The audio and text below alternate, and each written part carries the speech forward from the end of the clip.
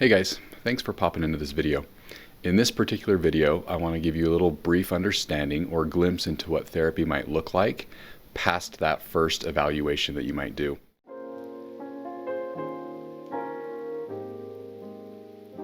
Any stories shared in this podcast have had names and details changed for the confidentiality of clients. Any resemblance to someone real is coincidental.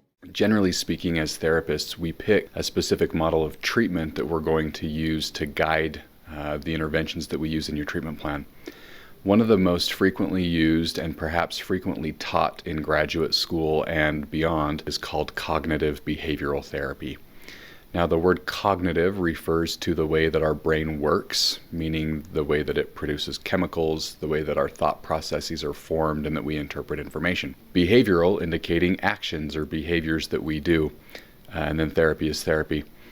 The idea behind this therapy is that the way that we think influences the way that we feel, and then ultimately influences the behaviors that we perform. In a very watered down way, this shows the relationship that our thoughts have on the way that we feel and the behaviors that we do.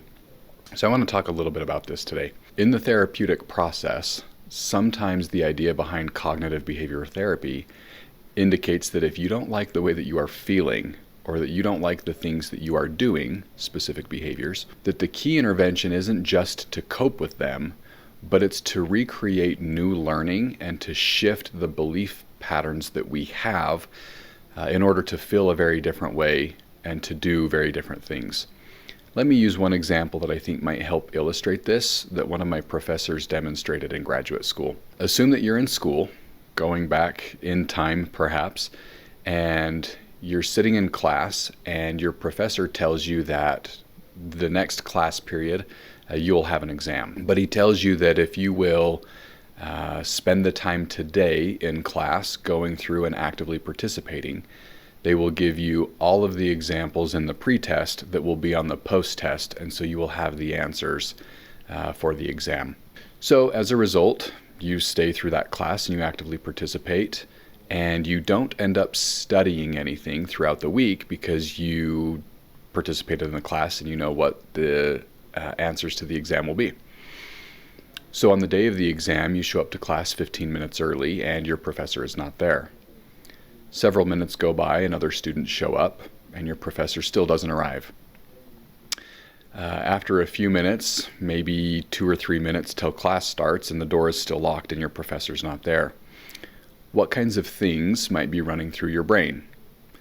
What kind of emotions might you be experiencing, and what kinds of behaviors might you be doing?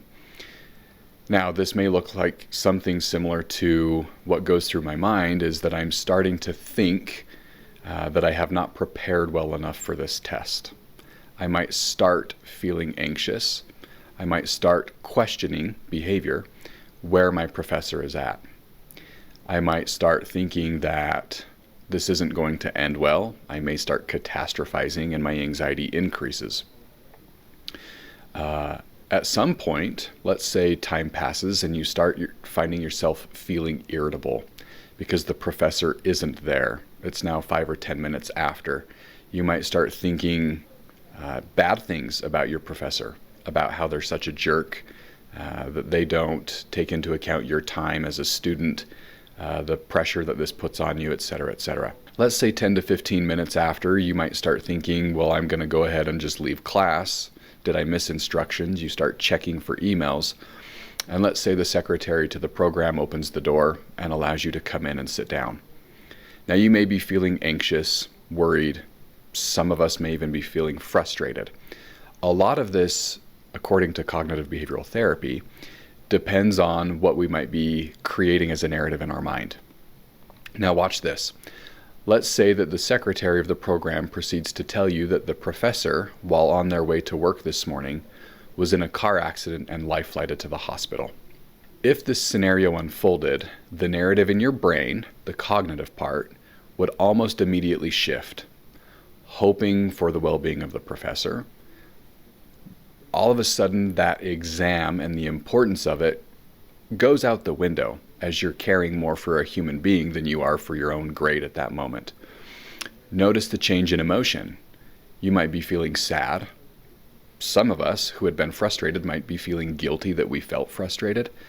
Some of us may continue to feel worried, but for a very different reason.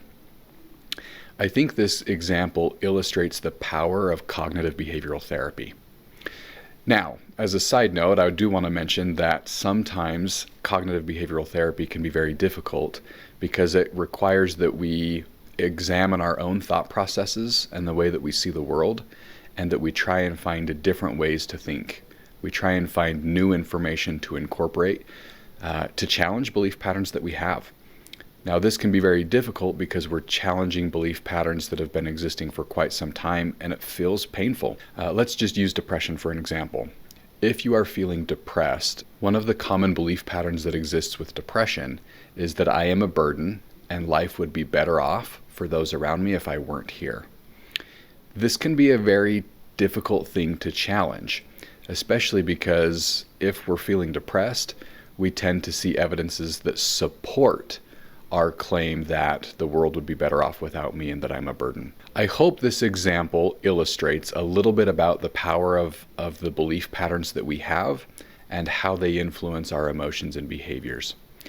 In the therapeutic process, our therapist may help us identify what these belief patterns are, practice challenging them, and allowing our cognitions or our brains to be open to different alternative styles of learning. Can we see things from a different perspective? Now, this is a very challenging thing to do, but it can also be a very rewarding process. I know that this is a very brief, watered down version of what cognitive behavioral therapy looks like. If you have any specific questions, please feel free to comment on this video, ask these questions, and we'll try to address them in future videos. Thank you for participating in this little infomercial about cognitive behavioral therapy. If you enjoyed today's video, please like and subscribe. Thank you so much for watching. We've got other videos for you to check out and more exciting things coming soon, so thank you.